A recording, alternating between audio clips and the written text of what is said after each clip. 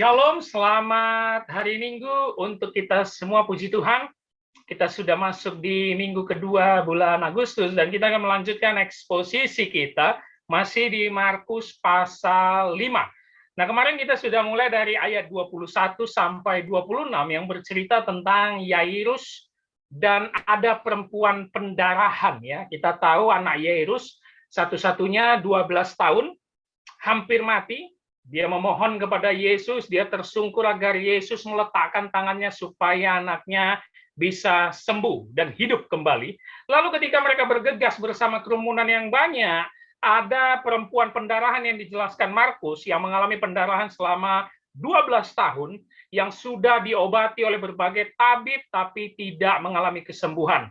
Jadi profil perempuan itu adalah dia sakit, dia diasingkan karena dianggap najis, dia sendirian, dia miskin atau bangkrut, lengkap sudah. Nah, kita akan melanjutkan bagaimana kisah perempuan ini yang menginterupsi perjalanan Yairus dan Yesus. Kita mulai dari ayat 27. Mari buka Alkitab kita, Markus pasal 5 ayat 27. Dia sudah mendengar berita-berita tentang Yesus, maka di tengah-tengah orang banyak itu, ia mendekati Yesus dari belakang dan menjamah jubahnya. Kemarin dia sudah berkata dengan kalimat iman, nanti kita akan lihat di ayat 28, tapi dia menerobos kerumunan. Kenapa? Karena dia sudah mendengar berita-berita tentang Yesus. Ya, pastilah karena perempuan ini sama dengan Yairus yang berada di daerah Kapernaum, karena Yesus paling banyak melakukan mukjizat di situ, pelayanannya di situ. Nama Yesus sudah sangat terkenal, sakti bisa menyembuhkan atau mengusir setan. Makanya tadi kalimat awalnya dia 27, dia sudah mendengar berita-berita tentang Yesus. Selanjutnya kita lihat ayat 27. Maka di tengah-tengah orang banyak itu, ia mendekati Yesus dari belakang dan menjamah jubahnya. Bapak Ibu Saudara, kemarin Yairus kita melihat ada tindakan iman. Betul ya? Ketika Yesus baru sampai di tepi danau, Yairus, pemimpin ibadat yang disegani, yang punya jabatan dan lebih tua dari Yesus ini, tersungkur menyembah Yesus. Itu tindakan iman. Nah, sekarang kita lihat perempuan pendarahan 12 tahun ini melakukan tindakan iman juga. Apa itu? Di tengah-tengah orang banyak, ia mendekati Yesus dari belakang dan menjamah jubahnya. Kita baca ini nggak boleh biasa aja, Bapak Saudara. Nggak boleh, oh dia menyerobot kerumunan. Nggak segampang itu kalau kita masuk ke konteksnya. Ini nekat, Bapak Saudara. Kenapa? Pertama, perempuan itu dilarang bergabung dalam kerumunan di budaya Yahudi. Karena kita yakin dan percaya mengikuti Yesus ini kebanyakan kerumunan pria, sehingga sangat tidak boleh bersentuhan dengan perempuan. Itu yang pertama. Yang kedua, dia ini najis menurut hukum Taurat karena mengalami pendarahan 12 tahun lagi. Sangat najis, dan dia ini sudah diasingkan, dibuang dari sinagoge, tidak boleh masuk. Dia tidak boleh berelasi dengan keluarganya. Kalau sampai kerumunan tahu dia ini najis, waduh, resikonya Bapak Saudara, ini perempuan bisa dilempari sampai mati. Sesuai dengan hukum Taurat. Jadi kita baca ini nggak boleh main-main, tapi inilah tindakan iman yang dilakukan si perempuan yang pendarahan. Dia menerobos kerumunan, mungkin dia pun sambil merangkak, kan? Ya kan? Karena apa? Ia mendekati Yesus dari belakang dan menjamah jubahnya. Kalau Lukas mengatakan, ia maju mendekati Yesus dari belakang dan menjamah jubahnya. Jumbai itu ujung. Ya, jadi pakaian Yahudi itu ya, apalagi kalau rabi-rabi Yahudi itu memakai pakaian seperti imam itu yang jubahnya sampai ke bawah panjang itu. Jadi ujungnya aja yang mau disentuh oleh perempuan ini, yang berarti kita bisa melihat dia ini mungkin merangkak di tengah kerumunan. Karena dia hanya penting menjamah sedikit atau ujung dari jubah Yesus. Menjamah. Menjamah di sini bisa memegang erat, ya.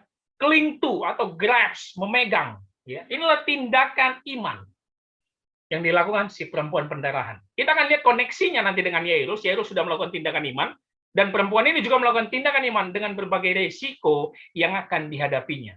Terkadang kita bisa melihat dari ayat 27 ini, di situasi yang hopeless, di situasi yang kepepet, ya, di situasi yang kita tidak tahu lagi harus bagaimana, disitulah kita datang kepada Tuhan. Ya. Kita datang kepada Tuhan, kita berharap kepada Tuhan. Makanya saya selalu katakan, orang Kristen yang sombong, yang pintar, yang kaya, paling cocok nanti dalam hidupnya ketemu dengan tembok besar, masalah besar, nggak ada jalan keluar. Ada tembok besar di hadapannya, nggak bisa dia terobos, nggak bisa dia kemana-mana, kecuali melihat ke atas, bergantung dan berdoa kepada Tuhan. Inilah yang dilakukan perempuan itu, tindakan iman.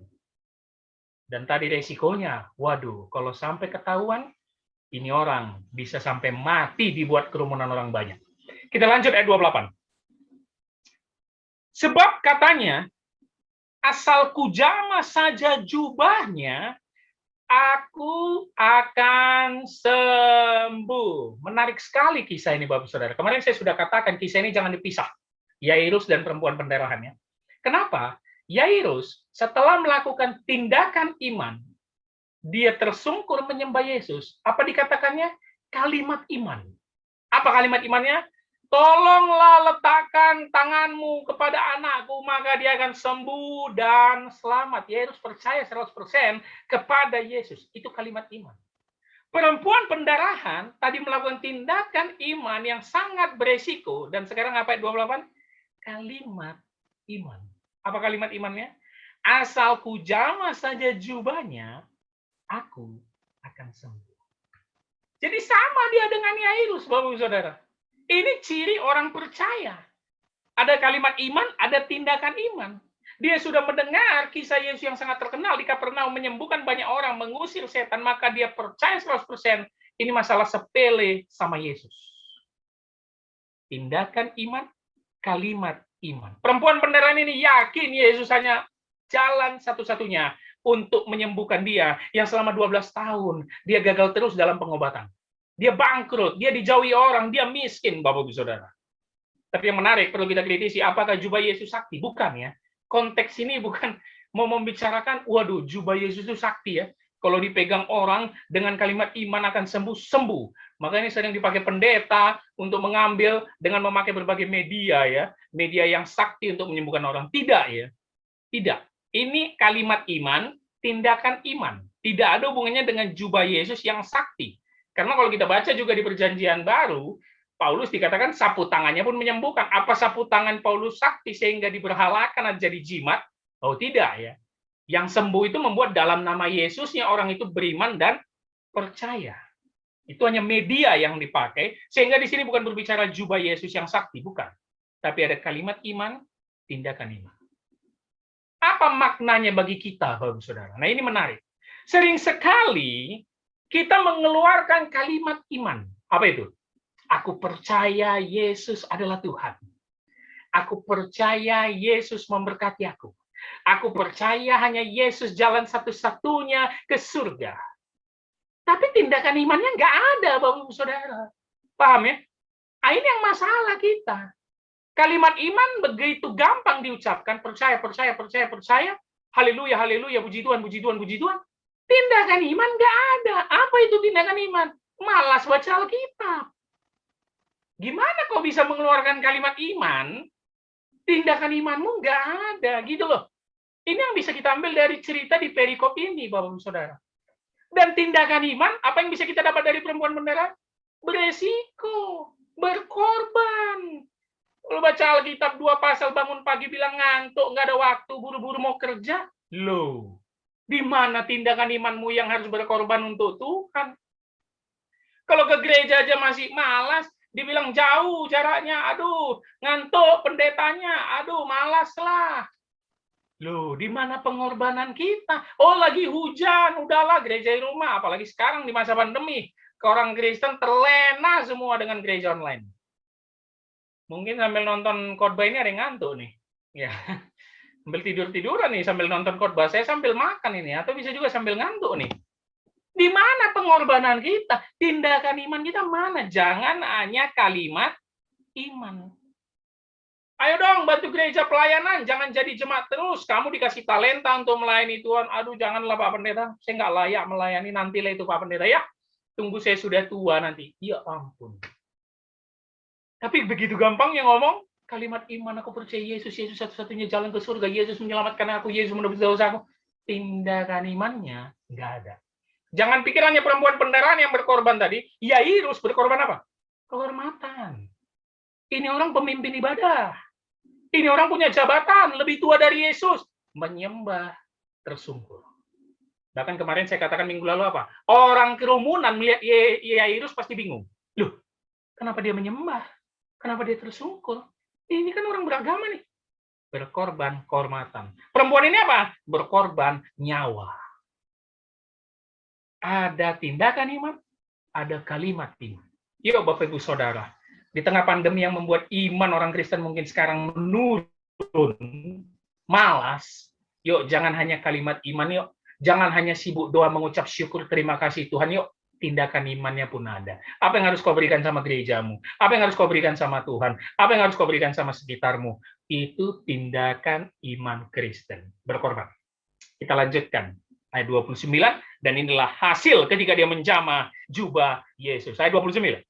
Seketika itu juga, berhentilah pendarahannya. Dan ia merasa bahwa badannya sudah sembuh dari penyakit. Lagi-lagi, setelah dia melakukan tindakan iman, menerobos, mungkin dia merangkak, Bapak Ibu Saudara, karena dia hanya perlu menyentuh jubah Yesus. Dan mungkin dia pakai penutup muka, karena mungkin perempuan ini terkenal lah, kan 12 tahun loh pendarahan. Pasti tetangganya kenal kan. Dia mungkin mau pakai penutup muka supaya nggak ketahuan. Dia jamah jubah Yesus, ujung. Lalu apa? Perhatikan kalimatnya. Seketika itu juga. Markus sampai pasal 5, kita mengeksposisinya. Kalau soal penyembuhan, selalu ada kalimat apa? Seketika itu juga. Penyembuhan dari Yesus Kristus, instan. Nah, itu dia. Seketika itu juga. Ini menjadi kalimat yang penting dalam konteks ini. Kenapa, Bapak Saudara?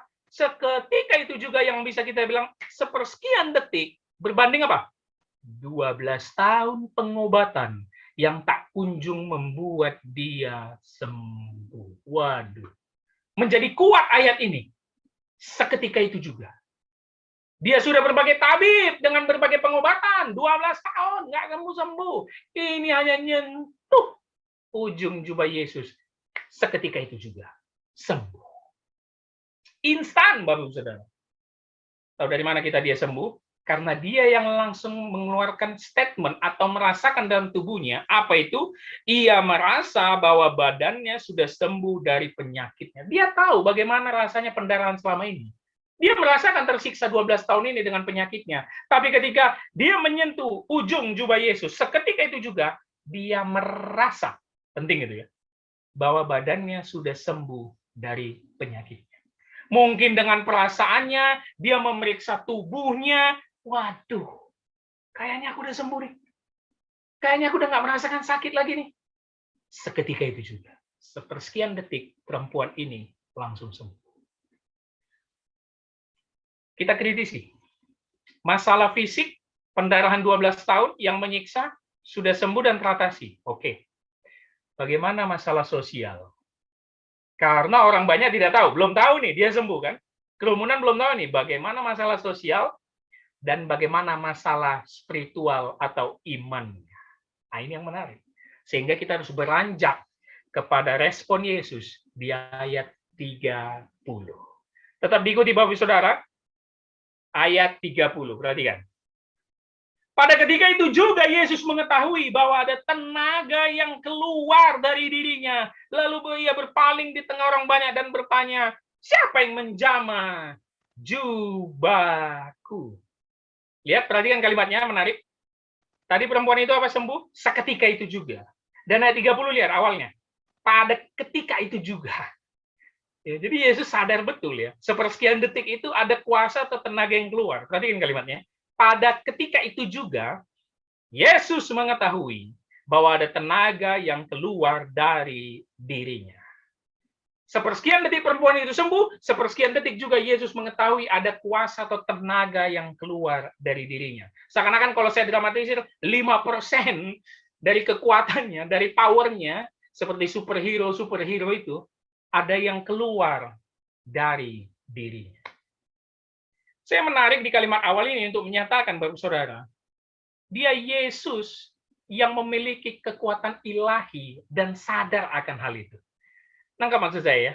Kalau nabi, imam, atau orang-orang yang dipakai Tuhan melakukan mujizat, itu pasti mengatasnamakan Allah. Nanti di Perjanjian Baru, Rasul Paulus, Rasul Petrus, Rasul Yohanes menyembuhkan orang selalu memakai nama Yesus ya. Tapi Yesus enggak. Karena dia memang tahu dia memiliki kuasa ilahi, maka dia sadar ada kuasa yang keluar dari tubuhnya. Berarti kuasa ilahi itu menempel pada dirinya untuk menyatakan dia adalah Allah. Dan kuasa ilahi yang dimiliki Yesus mengalir ke tubuh perempuan itu, membuat apa? Kehidupan baru dalam tubuh perempuan itu. Lebih dalam, membuat organ baru di dalam tubuh perempuan itu. Sehingga penyakit pendarahannya tidak ada lagi. Ini kuasa ilahi. Meng-create, membuat organ tubuh baru manusia langsung sembuh seketika. Itu kuasa ilahi. Yesus adalah Tuhan yang betul-betul merasakan hidup kita sedalam-dalamnya secara detail, Bapak Ibu Saudara. Dia kenal setiap detail tubuh kita. Kita sering sekali mengatakan, aku memiliki hubungan pribadi dengan Yesus. Ya, tidak perlu pun kita bersaksi seperti itu. Setiap hari, dia memberikan kuasa atau mujizatnya dalam hidup kita. Apa contohnya? Bangun pagi, Bapak Ibu Saudara. Kita nggak bisa beli oksigen. Beda dengan oksigen sekarang ya. Coba kita beli terus untuk kehidupan kita berapa tahun, udah bangkrut kita. Tapi dia memberikan kuasanya. Dia memberikan wahyu umumnya kepada manusia bisa bangun pagi. Itu kuasa ilahi, Bapak Saudara. Kita nggak bisa mengatur hidup kita besok bangun pagi atau enggak. Sehingga organ tubuh kita masih bekerja, kita masih bisa bernapas dengan baik, aliran pendarahan masih baik. Itu kuasa ilahi. Sehingga Yesus selalu merasakan setiap detak jantung denyut nadi umat-umatnya. Dia Allah yang berelasi dengan kita, dekat, ada tenaga yang keluar dari dalam dirinya. Dan dia adalah Allah yang berdaulat, yang mengetahui segala sesuatu dalam tubuh kita. Yang menarik, kalimat selanjutnya. Lalu ia berpaling di tengah orang banyak dan bertanya, siapa yang menjamah jubahku? Ini kan pertanyaan retoris ya. Tahu pertanyaan retoris? Pertanyaan yang nggak perlu jawaban. Kenapa? Siapa yang menjamah jubahku? Ini kan lagi berdesak-desakan konteksnya. Kerumunan. Dempet-dempetan. Sambil mau jalan ke rumah Yairus, Bapak Saudara.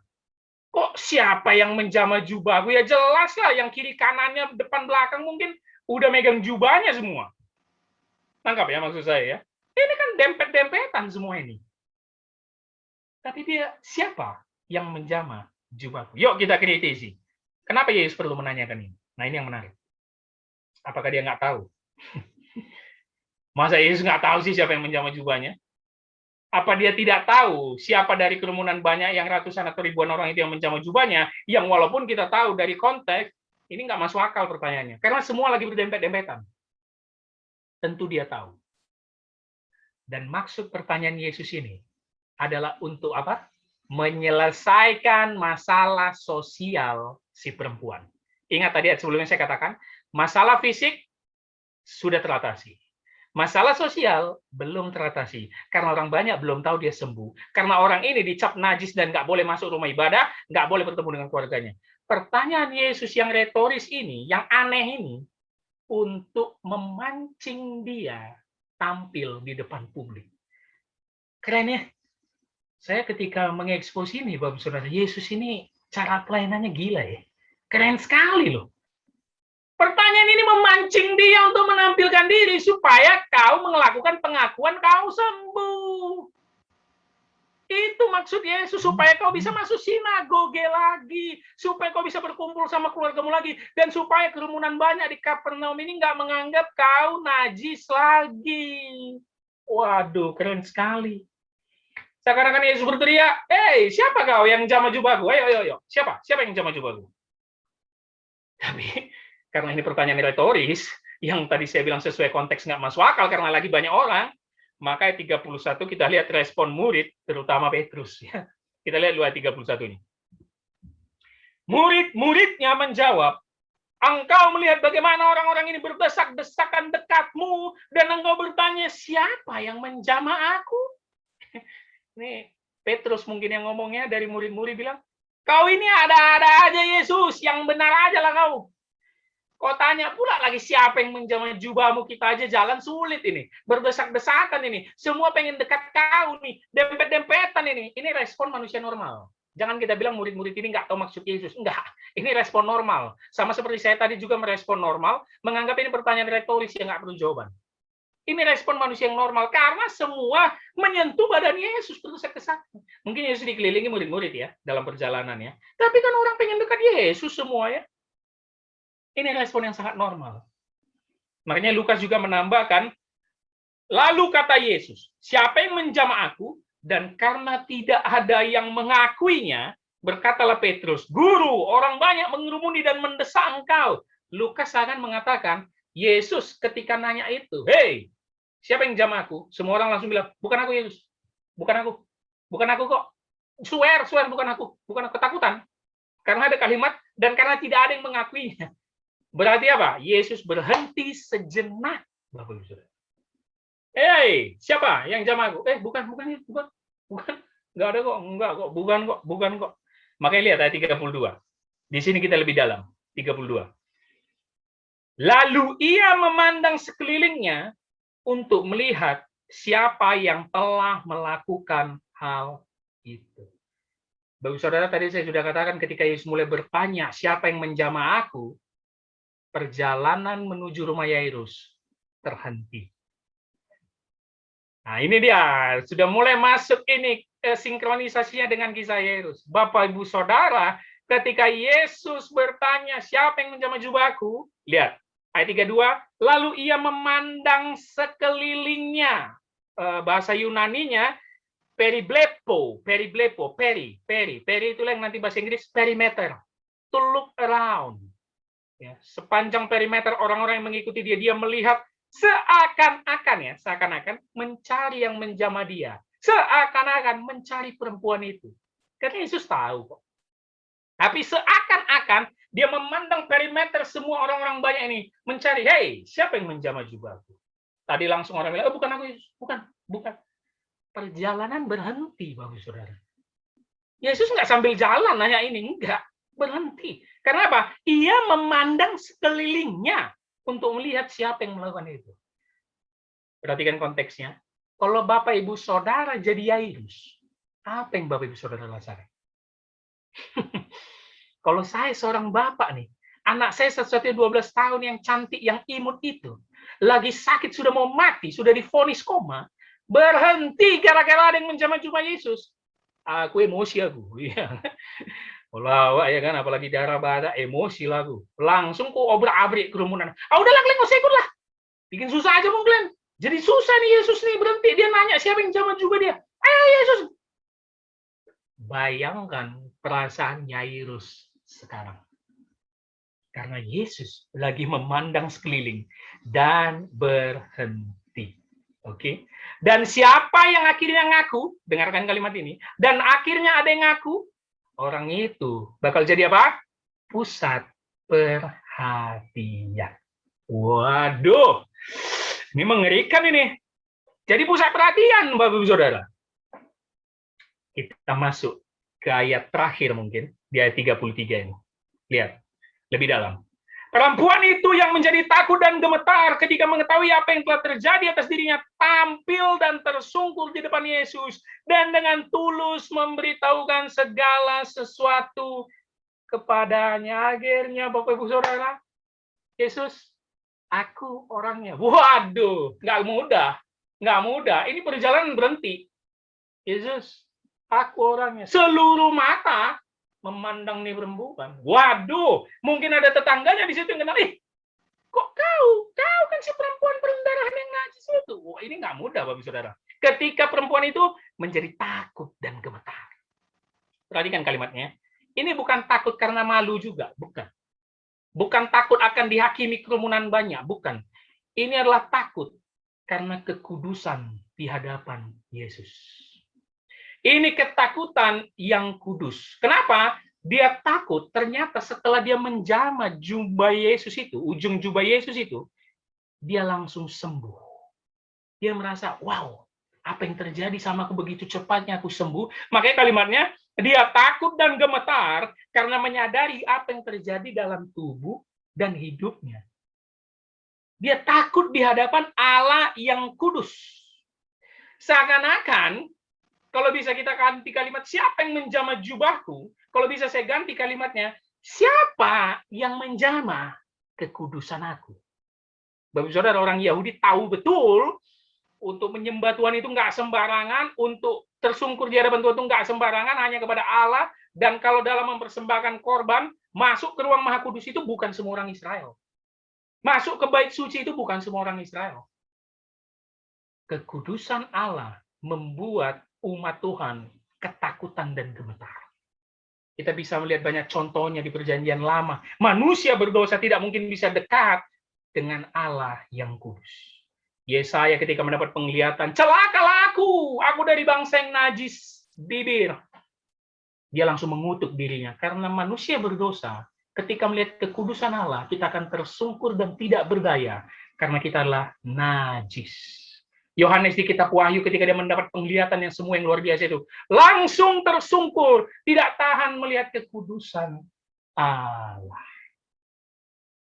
Dan ketakutan perempuan ini sama dengan perikop ketika Yesus menghentikan badai. Di kalimat terakhirnya, masih di Markus 4, di pasal sebelumnya, mereka menjadi sangat takut dan berkata seorang kepada lainnya, siapa gerangan orang ini? Sehingga angin dan danau pun taat kepadanya. Takut akan kekudusan Yesus. Ini menunjukkan Yesus adalah Allah. Lalu apa respon perempuan itu? Perhatikan. Tampil dan tersungkur di depan Yesus dan dengan tulus memberitahukan segala sesuatu kepadanya. Persis seperti Yairus. Tampil, tersungkur di depan Yesus. Lagi-lagi. Orang Yahudi tidak boleh sembarangan menyembah. Mereka nggak punya raja. Mereka hanya menyembah kepada Allah Yahweh. Tapi perempuan ini tahu betul ini adalah Allah yang kudus. Sehingga dia tersungkur di depan Yesus. Dan apa? Memberitahukan segala sesuatunya. Akhirnya apa, Bapak Saudara? Pengakuan publik. Masalah sosial teratasi. Luar biasa ya cara Yesus. Kalimat siapa yang menjamah jubah itu pancingan supaya perempuan, ayo nak, saatnya kau mengaku. Supaya orang-orang yang selama ini menjauhi kau ini, yang benci nih, tahu kau sembuh karena ada kuasa ilahi yang mengalir dalam tubuh. Waduh. Akhirnya dia menceritakan, hei, kalian kenal aku kan? Aku si perempuan pendarahan 12 tahun. Mungkin orang pun masih takut kan? Lihat, aku sembuh loh karena menyentuh jubah Yesus. Aku sembuh. Luar sekali, Bapak Saudara. Luar biasa sekali. Pengakuan publik terjadi supaya secara sosial dia diterima dan supaya dia kelak bisa berkumpul bersama keluarga dan masuk sinagoge.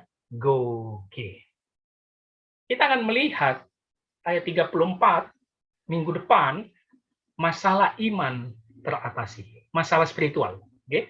Masalah fisik teratasi, masalah sosial pengakuan publik sudah diceritakannya semua kepada orang, teratasi.